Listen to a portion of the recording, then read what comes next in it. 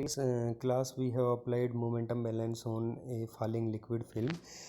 In today class, uh, in today class we will apply momentum balance inside a horizontal pipe. So in that case, we have a wait a second. We have a horizontal section of pipe in which an incompressible Newtonian fluid is flowing in one-dimensional steady-state laminar flow. The flow is fully developed, that is, it is not influenced by entrance and exit effect, and the velocity profile does not vary along the axis of flow in x direction.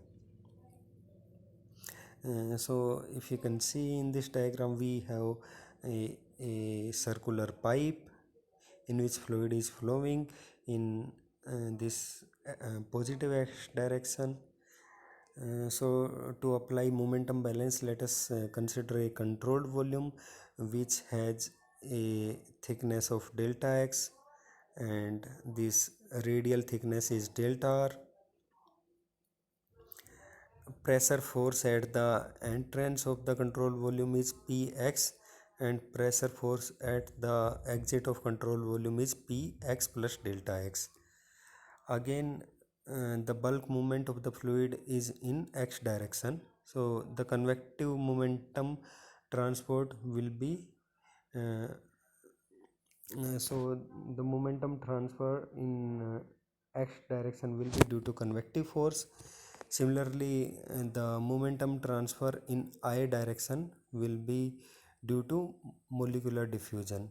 In this direction, there is diffusion of moment molecules, and in this direction there are convection of the molecules. So this in this direction we will mainly calculate uh, momentum transfer due to convective force, and in this direction we will calculate the momentum transfer due to diffusive force, because this is an ideal condition, so there are no eddy formation and the fluid is fully laminar, so there are no movement in radial direction, bulk movement in radial direction, and diffusive momentum in x direction is also negligible as compared to convective momentum transfer. Similar to previous problem, in this problem we also have some assumptions. First assumption is that the system is at steady state. It means there is no variation with respect to time, variation in flow rate x with respect to time, and the flow is fully laminar, and the fluid property are constant like its density and viscosity. The flow is unidirectional. It means the flow is occurring only in x direction, the flow is only in x direction, and the uh, the fluid momentum in radial and angular direction are zero. The flow is unidirectional. Newtonian fluid. Newtonian fluid means if the fluid is Newtonian, we can apply Newton law of viscosity to solve these problems. No slip conditions uh, between liquid and a solid surface of the wall. It's also obvious the layer which is in contact with the solid wall having zero velocity. No end effect. No end effect means there are no the fluid is affected by the entrance and exit in the pipe. So if we assume the length of the pipe is very large as compared to its diameter, in that case whatever effect occur at the entrance and exit, it will be very insignificant, because this length is very large, and the fluid is fully developed. So at the entrance there are some disturbance, then this disturbance subsequently vanished, and we will get fully developed fluid flow. So if the length is very large, then we can assume the fluid is fully developed in the pipe, and there is no entrance and exit effect. And if the fluid is fully developed, there is no velocity variation. Whatever velocity at this point will be equal to the velocity at this point. So along x-axis there is no velocity variation. However, there are velocity variation along r. The velocity at this point will be different, and velocity at this point will be different. So but velocity along the length at same diameter, they all are same.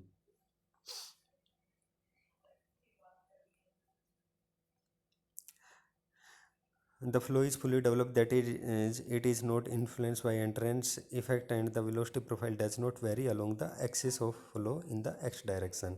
So as I explained this earlier, now if we apply momentum balance in this control volume, so first of all, the pressure force on control volume is the pressure force at the entrance and exit, and the pressure force at entrance is PAX, and at the exit PAX plus delta x. Now this area is cross sectional area. So which area is this one? So this is pressure force. So area will be equal to 2 pi this area. So this area will be equal to 2 pi r into delta r. Delta r is the thickness of this control volume, this. So if we 2 pi r delta r will give this this surface area. Similarly, for molecular transport, in that case the surface area will be equal to uh, this area, this. So in that case we will use delta x.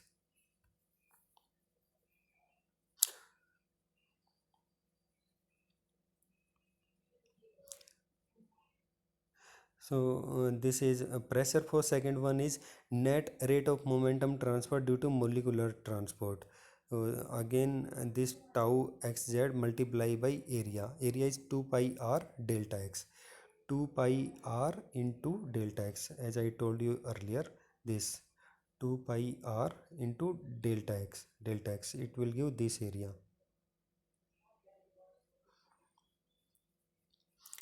2 pi r into delta x.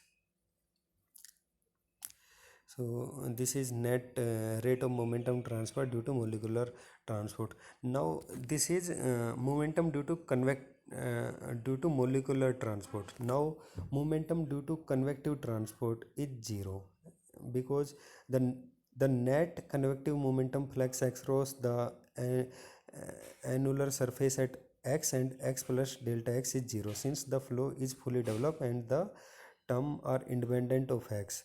This is true since Vx at x is equal to Vx at x plus delta x. So as we assume in this uh, assumptions, and the fluid is fully developed and there is no velocity variation along the x. So velocity at this point will be equal to velocity at this point. So if there is no velocity variation, then the convective momentum at this point will be equal to convective momentum at this point. So the overall convective momentum will be zero. So the net rate of momentum transfer due to convective force will be zero. Again, if we put this value in conservation of momentum, finally we will get this equation. The convective momentum transferred will be zero, and there are only these two values. If we put this, we will finally get this equation. Again,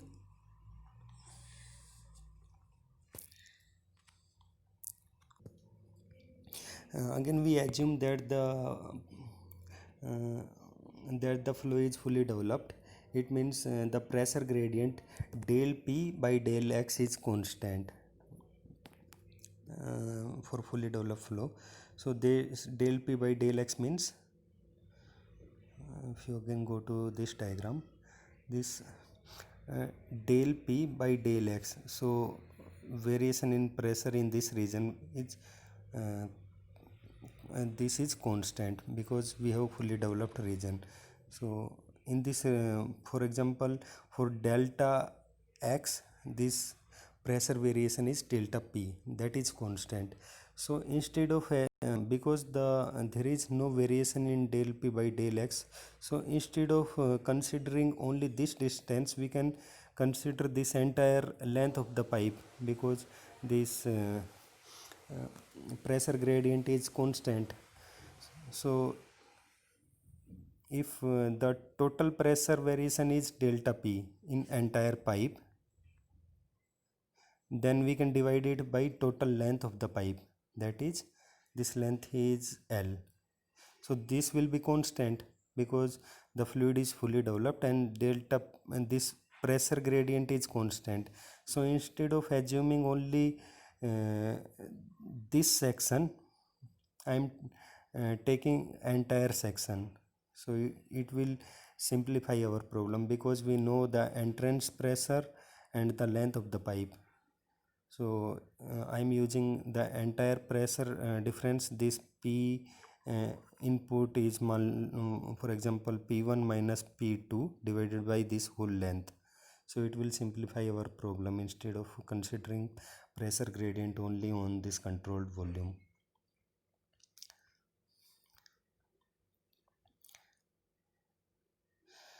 And this equation, this left hand side equation can be converted into the differential equation. The right hand side equation is constant, so finally this equation is reduced in this form: d by dr r tau rx is equal to del p by L and multiply by r. In this equation is multiply by r, so we will get this equation. Now after separating variable and integrating, we will finally get this equation, and to solve this integration constant we need boundary condition. So at r equal to 0, the velocity will be maximum, and this tau rx will be 0. Again you can change this equation: tau rx is equal to 0, because at r equal to 0, at r equal to capital R, means at this point or this point, the velocity will be 0, but at r equal to 0, it means at the center of the pipe the velocity will be maximum. So this tau rx will be equal to 0 because we have Vz, which is some constant value, and differentiation of Vz will be 0, and tau rx is equal to dv by dr. So differentiation of velocity will be V max will be equal to 0. So this tau rx equal to 0. Or if you do not know about the velocity at the center of the point, we are like I am saying the velocity will be maximum at the center of the pipe. For example, I am not aware about this fact. In that case, we have some value at r equal to 0, the some value of velocity, then again we have some value of this shear stress. So at r equal to 0, tau rx will be equal to some value, for example it's tau rx. So if we put the this boundary condition in this equation, finally we will get c1 equal to 0, because we multiplying entire equation by r. So we can either take it 0 or simply we can put tau rx, it will be cancelled out. So finally we will get this tau rx, this one, because c1 is equal to 0, this term will be 0, and we will left with only this term. So this is the equation. This delta p is the pressure at the entrance minus pressure at the exit divided by 2L into R.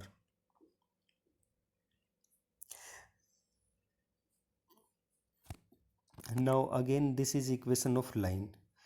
So this is equation of line. It means this shear stress will change linearly. So as you can see in this diagram, the shear stress variation is linear because this is equation of line. Now when r equal to 0, this tau rx will be 0. So r equal to 0 means at the center of the pipe. So at center of the pipe you can see in this diagram this tau rx equal to 0, and when r increases tau rx will increases, so it increase with increase in r and will reach maximum value at r equal to capital R. It means at the diameter of the pipe or radius of the pipe.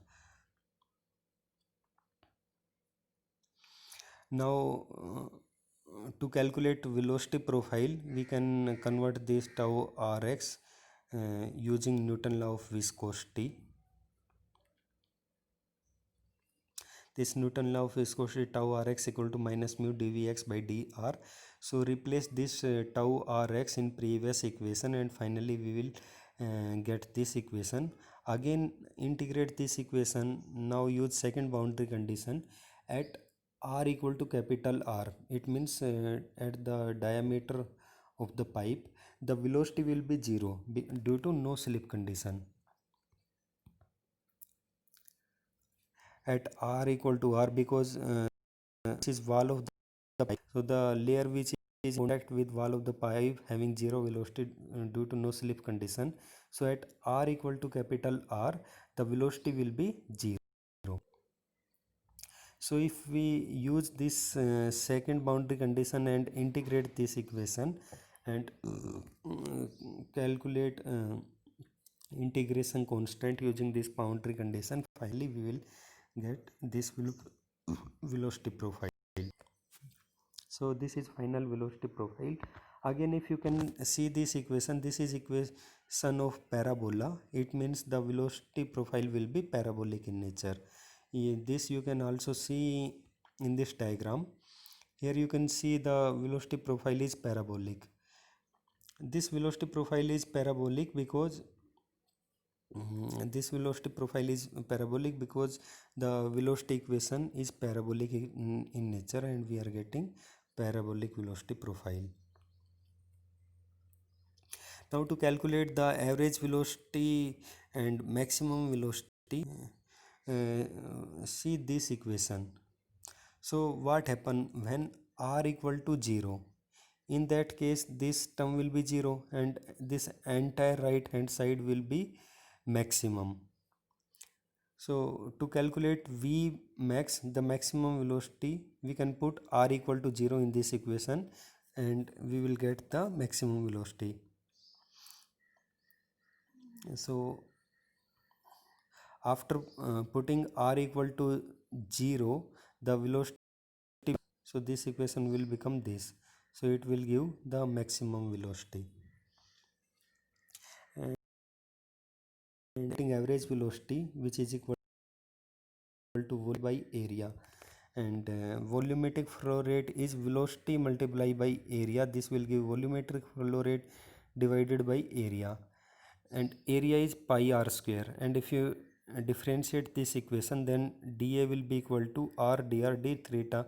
So replace a and dA in this equation and finally you will get this equation.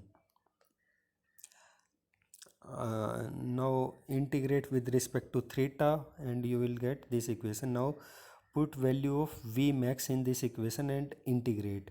So after integrating you will get this equation. So this is average value of velocity, and if you express this equation in terms of diameter instead of radiation, then you can replace this r by d, r equal to d by 2. Now if you compare this average velocity with the maximum velocity, you can say average velocity is equal to the maximum velocity divided by 2.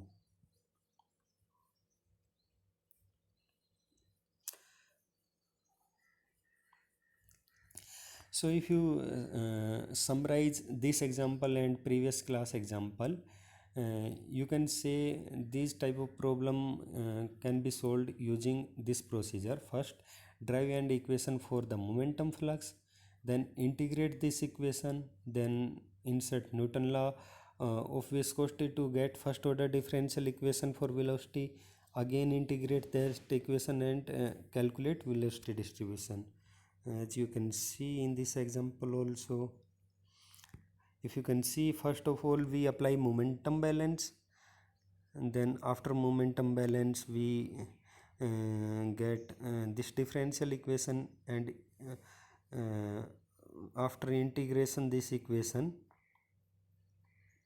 we get this shear stress profile. Then we use Newton law of viscosity to convert this equation into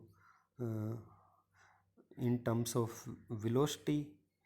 Then again we integrate this equation using boundary condition, again integrate this equation, and finally we will get velocity profile. So in this way we can solve this problem. The previous class problem also we solved using similar method. First of all we apply momentum balance, then find out value of shear stress, then apply Newton law of viscosity and convert that equation in terms of velocity, then again integrate and finally calculate the value of velocity profile.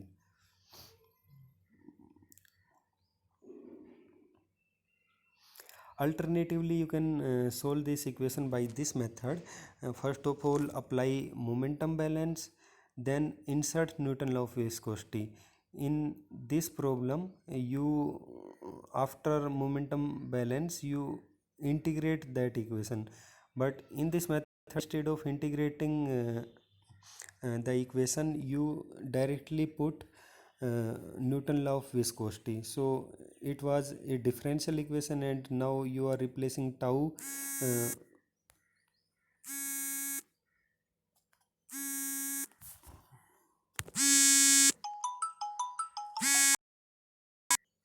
now instead of integrating, you are replacing tau x by del v by del r, so you will get second order differential equation. Now to calculate velocity you have to integrate that equation twice and finally you will get velocity distribution. So in this example also, if we can see, so in second approach, first of all we will apply momentum balance, and after momentum balance we will get this equation, and finally we will get this equation. So in this equation we integrate this equation, but in second approach instead of integrating this equation we use Newton law of viscosity and replace this tau rx by minus mu dv by dr. So we will get second order differential equation. So this equation will be converted into second order differential equation, and to solve that equation we have to integrate that equation twice and finally we will get velocity profile. So these are two approaches by which we can solve these types of problem. So this is end of today class, and in tomorrow class we will discuss our next example. Thank you.